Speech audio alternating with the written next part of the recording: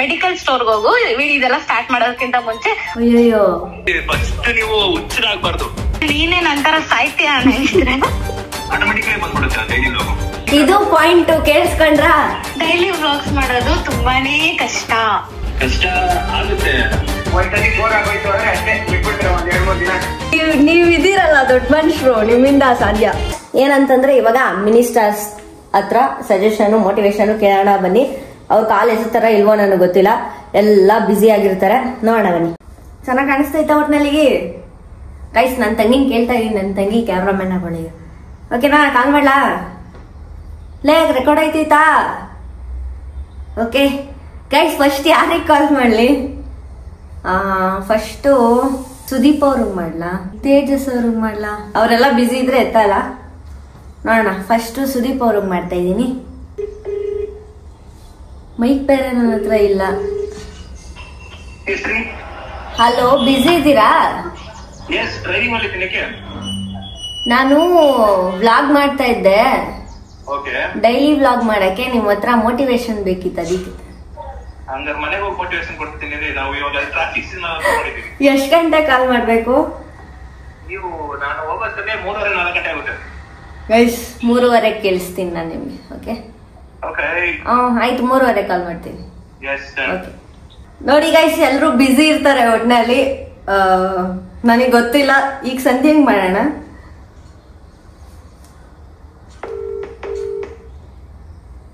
ಸಂಧ್ಯೆ ಎತ್ತುತ್ತಾಳ ಇಲ್ವಾ? ಅವಳಂತೂ ಎತ್ತದೇ ಇಲ್ಲ ಬಿಡ್ರಿ. ಇಲ್ಲ ನೋಡ್ರಿ, ನೀವೆಲ್ಲ ಫ್ರೆಂಡ್ಸು ಎತ್ತುತ್ತಾ ಇಲ್ಲ ಗೈಸ್. ನಿಮ್ ಮುಂದೆ ನಾನು ಅಜೀಬ್ ಆಯ್ತಾ ಇದ್ದೀನಿ ಅಷ್ಟೇ. ತೇಜಸ್ ಅವ್ರಿಗೆ ಮಾಡೋಣ. ಯಾರು ಎತ್ತಲ್ಲ. ಹಲೋ ತೇಜಸ್ ಅವರೇ, ಬ್ಯುಸಿ ಇದ್ದೀರಾ? ಹಾ, ಏನ್ ಗೊತ್ತಾ, ವ್ಲಾಗ್ ಮಾಡ್ತಾ ಇದ್ನಾ. ಡೈಲಿ ವ್ಲಾಗ್ ಮಾಡಕ್ಕೆ ನಿಮ್ ಮೋಟಿವೇಶನ್ ಬೇಕಿತ್ತು.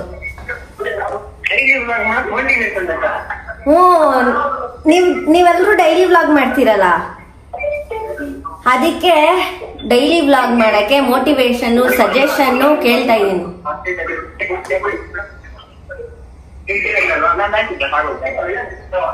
ಇವರು ಬಿಸಿ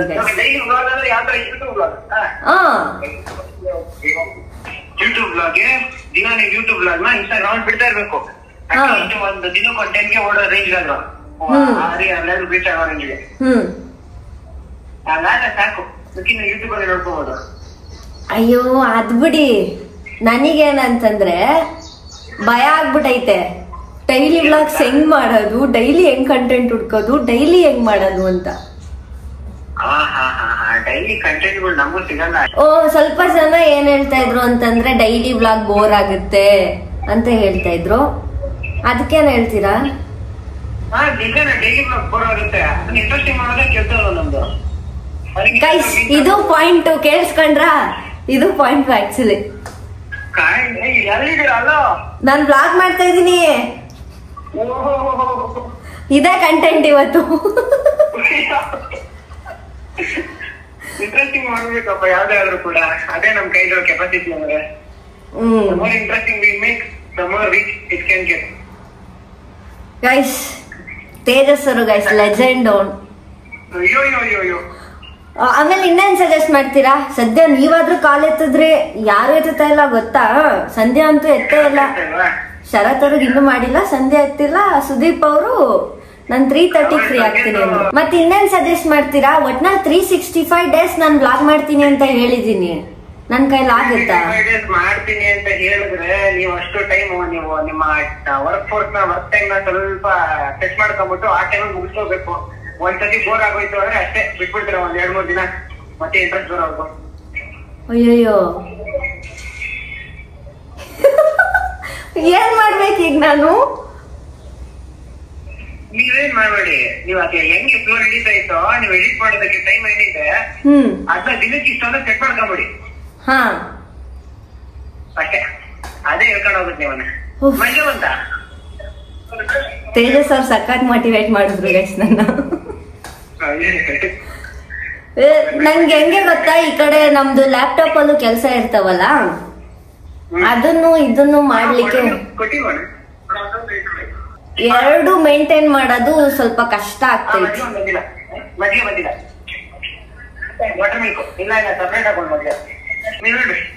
ಅದೇ ಎರಡು ಮೇಂಟೈನ್ ಮಾಡೋದ್ ಕಷ್ಟ ಆಗ್ತೈತೆ. ಈ ಕಡೆ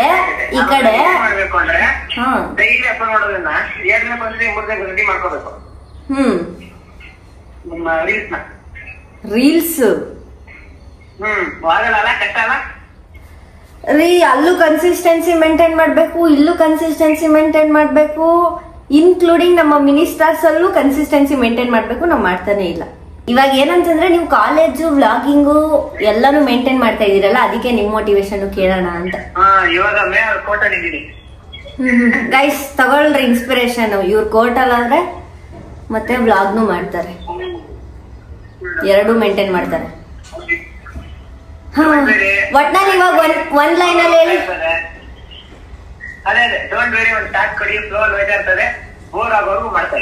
ನನಗ್ ಬೋರ್ ಆಗೋವರ್ಗುನ ಜನಕ್ ಬೋರ್ ಆಗೋವರ್ಗುನ? ಜನಕ್ಕೂ ಬೋರ್ ಆಗುತ್ತಾ? ಜನಕ್ ಬೋರ್ ಆಗ ನೀವು ಕಂಟೆಂಟ್ ಏನ್ ಮಾಡ್ತೀರಾ? ನೀವು ಬೋರ್ ಆದ್ರೆ ಕಂಟೆಂಟ್ ಮಾಡಲ್ಲ. ನೋಡ ಏನಾಗುತ್ತೆ, ನನಗ್ ಬೋರ್ ಆಗುತ್ತೋ ಏನಾಗುತ್ತೋ. ನಾನು ಹೇಳ್ಬಿಟ್ಟಿದೀನಿ ಜನಗಳಿಗೆ 365 days ಮಾಡ್ತೀನಿ ಅಂತ. ಮಾಡಿ ಹಂಗಾದ್ರೆ ಬಿಟ್ಬಿಡಿ. ಒಳ್ಳೆ ಸ್ಟಾರ್ಟ್ ಕೊಟ್ಟಿದ್ದೀರಾ, ಒಳ್ಳೆ ಪ್ರೆಷರ್, ಒಳ್ಳೆ ಪ್ರೆಷರ್ ಇಟ್ಟಿದ್ದೀರಾ. ನಾನು ಈಗ ಸ್ಟಾರ್ಟ್ ಮಾಡಿರೋದಲ್ವಾ.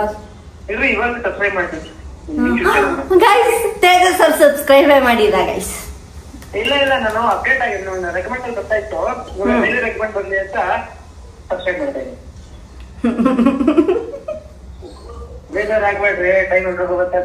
ಗೈಸ್ ಇವಾಗ ಸಂಧ್ಯಾನು ಕಾಲ್ ಎತ್ತಿಲ್ಲ, ಶರತ್ ಅವರು ಕಾಲ್ ಎತ್ತಿಲ್ಲ. ತೇಜಸ್ ಅವ್ರು ಎತ್ತಿದ್ರು, ಸುದೀಪ್ ಅವ್ರು ಆಮೇಲೆ ಮಾಡ್ತೀನಿ ಅಂತಂದ್ರು. ತೇಜಸ್ ಅವ್ರು ಹೇಳಿದ್ರು ಒಂದ್ ಪಾಯಿಂಟ್ ಸಖತ್ತಾಗಿ ಹೇಳಿದ್ರು, ಬೋರ್ ಆಗದೆ ಇರೋ ತರಾನೇ ಮಾಡೋದೇ ಕಂಟೆಂಟ್ ಅಂತ ಸಖತ್ತಾಗಿ ಹೇಳಿದ್ರು. ಬೋರ್ ಆಗದೆ ಮಾಡ್ಬೇಕು ಗೈಸ್. ಗೊತ್ತಿಲ್ಲ ಏನಾಗುತ್ತೋ ಅಂತ, ಬಟ್ ಮಾಡ್ಕೊಂಡು ಹೋಗೋಣ. 1 year ಚಾಲೆಂಜ್. ಏನಾಗುತ್ತೋ ಎಲ್ಲ ಶಿವನ ಇಚ್ಛೆ. ಇವಾಗ ನೆನ್ನೆ ಮಾಡಿದ್ನಲ್ಲ ವಿಡಿಯೋ, ಅದನ್ನ ಎಡಿಟ್ ಮಾಡಿ ಹಾಕ್ಬೇಕು, ಮತ್ತೆ ಥಂಬ್ನೇಲ್ ಮಾಡಬೇಕು, ಮತ್ತೆ ಇನ್ನೊಂದು ಇನ್ಸ್ಟಾಗೆ ಎಡಿಟ್ ಮಾಡಬೇಕು, ಮತ್ತೆ ನನ್ನ ಕೆಲಸನೂ ಮಾಡ್ಕೋಬೇಕು. ನನ್ನ ಕೆಲಸ ದೇವ್ರೆ ಒಳ್ಳೇದಾಗ್ಲಪ್ಪ, ಅಷ್ಟೇ ಕೇಳ್ಕೊಳ್ಳೋದು. ಸೊ ಓಕೆ ಬನ್ನಿ, 3:15 ಅವ್ರಿಗೆ ಮಾಡೋಣ. ಅವರು ಅಕಸ್ಮಾತ್ ಇವತ್ತೆಲ್ಲ ಕಾಲ್ ಎತ್ತಿಲ್ಲ ಅಂತಂದ್ರೆ ಮಾತಾಡ್ಸಕ್ಕೆ ಆಗಲ್ಲ. ತೇಜಸ್ ಅವ್ರಾಯ್ತು, ಸಂಧ್ಯಾ ಅಂತೂ ಮಾಡ್ತಾಳೆ, ಅವಾಗ ಮಾತಾಡಿಸ್ತೀನಿ. ಗೈಸ್ ಸಂಧ್ಯಾ ಕಾಲಿಂಗ್. ಹಲೋ ಸಂಧ್ಯಾ ಅವ್ರೇ, ಯಾಕ್ರಿ ಫೋನ್ ಎತ್ತಿಲ್ಲ? ನಿತ್ಯ ಅವ್ರೆ ಅದು ಚಾರ್ಜ್ ಹಾಕಿದ್ದೆ, ನಿತ್ಯ ನೋಡೇ ಇಲ್ಲ. ಏನ್ ಗೊತ್ತಾ ಸಂಧ್ಯಾ, ನನ್ಗೆ ಮೋಟಿವೇಶನ್ ಬೇಕು. Regarding vlogs, daily vlogs. ನಾನು ವ್ಲಾಗ್ ಮಾಡ್ತಾ ಇದ್ದೀನಿ. ಅಂದ್ರೆ ಇವಾಗ ನಾನಿನ್ ಮೋಟಿವೇಟ್ ಮಾಡೋದು ನೀನ್ ವ್ಲಾಗ್ ಹಾಕ್ತೀಯಾ? ಯಾಕ್ಲೆ ಅಂದ್ರೆ ಸಂಧ್ಯಾ, ನೀನ್ ಡೈಲಿ ವ್ಲಾಗ್ಸ್ ಮಾಡ್ತೀಯ ತಾನೇ? ಮಾಡ್ತೀನಿ. ಸುದೀಪ್ ಅವ್ರನ್ನ ಕೇಳ್ದೆ, ಅವ್ರು ಬಿಸಿ ಇದ್ರು, ಹೊರಗಡೆ ಇದ್ದೀನಿ ಅಂತಂದ್ರು. ಆಮೇಲೆ 3:30 ಹೇಳ್ತಾರಂತೆ. ಶರತ್ ಅವರು 2 ಸಲ ಕಟ್ಟೆ ಮಾಡ್ಬಿಟ್ರುಲೆ. ಯಾಕಂತೆ ಗೊತ್ತಿಲ್ಲ, ಅವರು ಬಿಸಿ ಇರ್ತಾರೆ. ಅದಾದ್ಮೇಲೆ ತೇಜಸ್ ಅವರು ಏನೇನೋ ಹೇಳಿದ್ರು, ಕೇಳಿಸ್ಕೊಂಡೆ. ಮೋಟಿವೇಶನ್ ಯಾ ಇದೇ ಟೈಟಲ್. ಎಷ್ಟ್ ಚೆನ್ನಾಗಿ ಹೇಳ್ದೆ ಸಂಧ್ಯಾ ನೀನು. ಅದೇ ಹೇಳಿ, ಇವಾಗ ಡೈಲಿ ವ್ಲಾಗ್ಸ್ ಮಾಡೋದು ಎಷ್ಟು ಈಸಿ, ಎಷ್ಟು ಕಷ್ಟ? ಡೈಲಿ ವ್ಲಾಗ್ಸ್ ಮಾಡೋದು ತುಂಬಾನೇ ಕಷ್ಟ. ಹೆಂಗಿರುತ್ತೆ ಅಂದ್ರೆ ಡೈಲಿ ನೀನ್ ಎಡಿಟ್, ಇವಾಗ if you have editor that's easy. Again it's not easy uploading, ಬೇರೆ ಬೇರೆ ಸ್ಟಫ್ ಎಲ್ಲ ಮತ್ತೆ ಕಷ್ಟ ಇರುತ್ತೆ. ಎಡಿಟರ್ ಇದ್ರೆ ಪರವಾಗಿಲ್ಲ, ಒಂದ್ ಸ್ವಲ್ಪ ಜೀವನದಲ್ಲಿ ನೆಮ್ಮದಿ, ರಿಲ್ಯಾಕ್ಸೇಷನ್ ಅನ್ನೋದೆಲ್ಲ ಸಿಗುತ್ತೆ. ಎಡಿಟರ್ ಇಲ್ಲ, ನೀನೇ ನಂತರ ಸಾಯ್ತೀಯ ಅನ್ನಂಗಿದ್ರೆ ಬೆಳಿಗ್ಗೆ ನಾನು ಎಡಿಟ್ ಮಾಡಕ್ ಸ್ಟಾರ್ಟ್ ಮಾಡಿದ್ರೆ ಒಂದು ವ್ಲಾಗ್ ನಾನು ಎಡಿಟ್ ಮಾಡೋದು. ಇವಾಗ ಬೆಳಿಗ್ಗೆ ನಾನು ಎದ್ದೇಳೋದು 10 ಗಂಟೆಗೆ ಎಡಿಟ್ ಸ್ಟಾರ್ಟ್ ಮಾಡ್ತೀನಿ ಅಂದ್ರೆ ಮತ್ತೆ ಎಡಿಟ್ ಎಲ್ಲ ತಮ್ನೇಲ್ ಅದು ಇದು ಇದೆಲ್ಲ ಮುಗಿಸೋಷ್ಟರಲ್ಲಿ 4 ಗಂಟೆ ಆಗಿರುತ್ತೆ.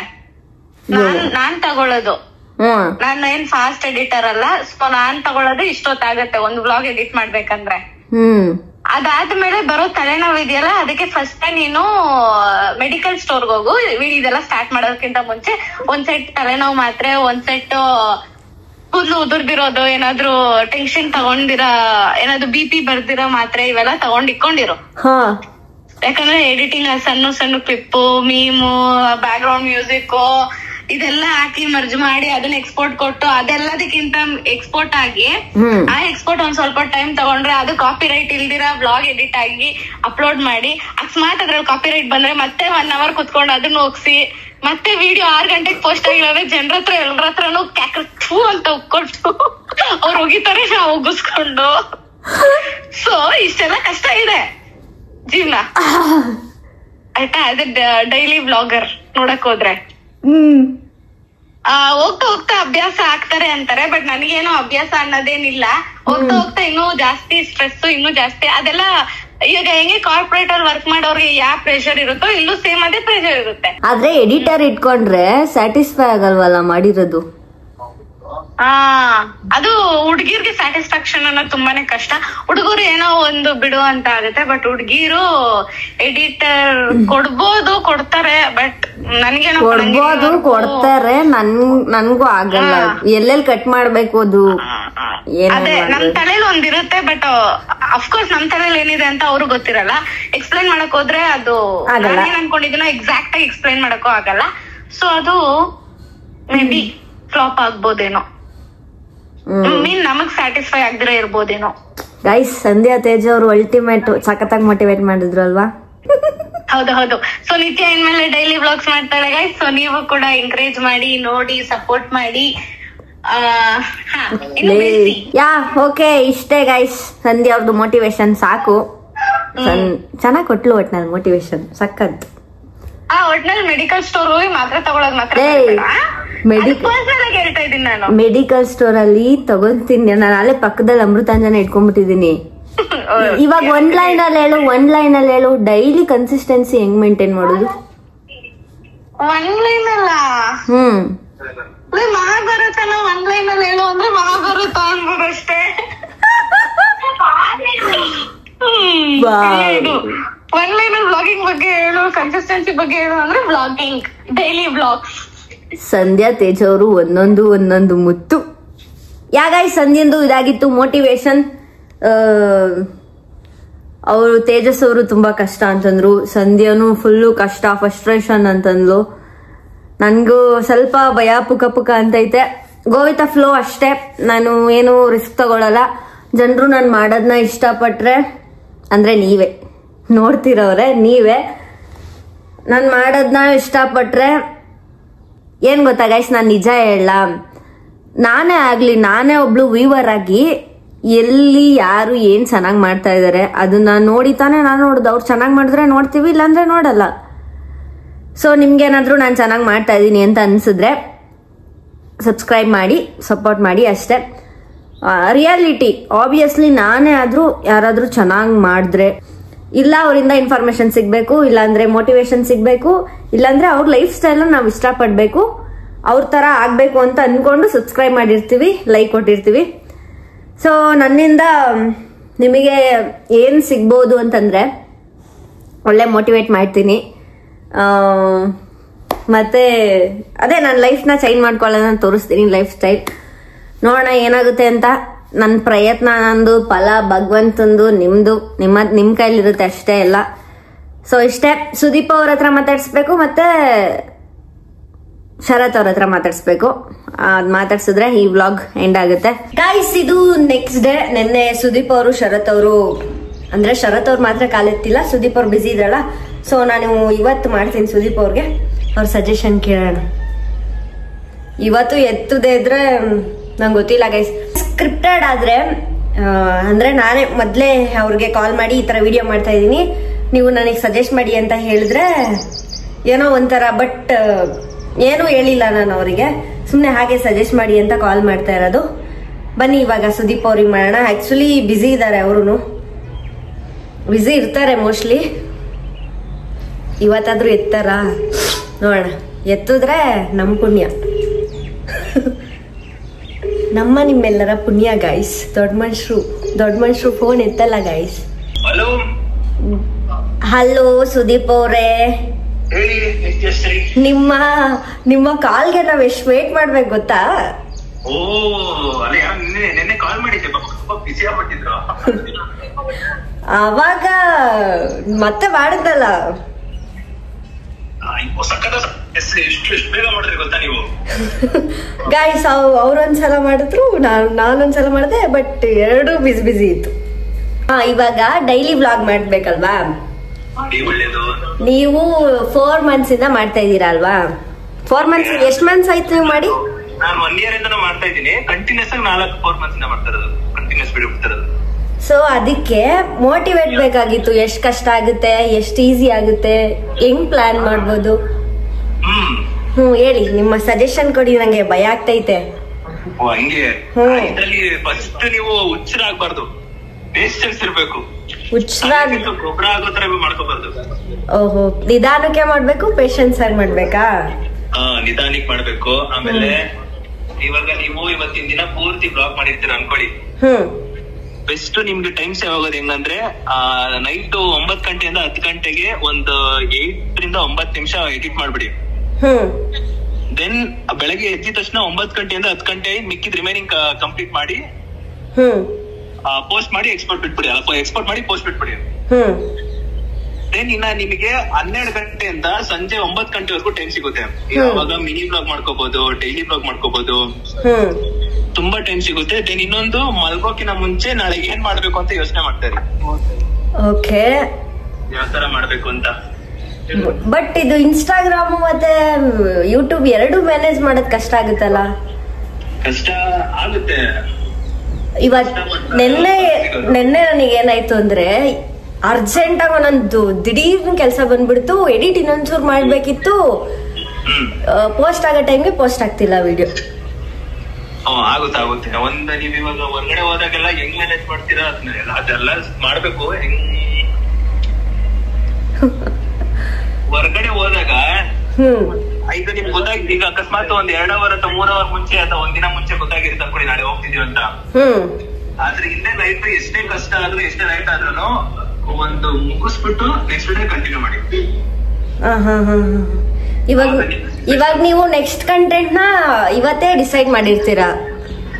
ನೆಕ್ಸ್ಟ್ ಕಂಟೆಂಟ್ ನ ಹೌದು ಒಂದೊಂದ್ ಟೈಮ್ ಡಿಸೈಡ್ ಮಾಡಿರ್ತೀನಿ. ಇನ್ನೊಂದ್ ಟೈಮು ಲೈಕ್ ನಾಳೆ ಏನು ನನ್ ತಲೆ ಓಡ್ತಿಲ್ಲ ಅಂದ್ರೆ ಬೆಳಗ್ಗೆ ಎದ್ದಿದ ತಕ್ಷಣ ಬ್ಲಾಗ್ ಸ್ಟಾರ್ಟ್ ಮಾಡಿರ್ತೀನ. ಹಂಗೆ ಆಟೋಮೆಟಿಕಲಿ ಮಾತಾಡ್ತಾ ಏನು ಕಂಟೆಂಟ್ ಇರ್ಬೋದು ಆಟೋಮೆಟಿಕಲಿ ಬಂದ್ಬಿಡುತ್ತೆ ಡೈಲಿ ಬ್ಲಾಗ್. ಒಟ್ನಲ್ಲಿ ನಿಮ್ ಮೋಟಿವೇಶನ್ ಒಂದ್ ಲೈನ್ ಅಲ್ಲಿ ಹೇಳಿ. ಇವಾಗ ಒಂದ್ ಲೈನ್ ಅಲ್ಲಿ ಹೇಳ್ಬೇಕಂದ್ರೆ ಪೇಷನ್ಸ್ ಇರ್ಬೇಕು, ಕನ್ಸಿಸ್ಟೆನ್ಸಿ ಇರ್ಬೇಕು, ಡೆಡಿಕೇಶನ್ ಇರ್ಬೇಕು. ಅಂದ್ರೆ ಜನರು ನೋಡೋರಿಗೆ ಸುಮ್ನೆ ಮಾತಾಡ್ತಾ ಸುಮ್ನೆ ಬಿಡೋದು ಇಷ್ಟ ಆಗಲ್ಲ. ಕಾಮಿಡಿ ಇರ್ಬೇಕು. ದೆನ್ ಇನ್ನೊಂದು ಪ್ರಾಪರ್ ಆಗಿ ವಾರದಲ್ಲಿ ಪ್ಲಾನ್ ಮಾಡ್ಕೊಂಡ್ಬಿಡಿ 7 ದಿನ ಹೆಂಗ್ ಮಾಡ್ಬೇಕು ಅಂತ.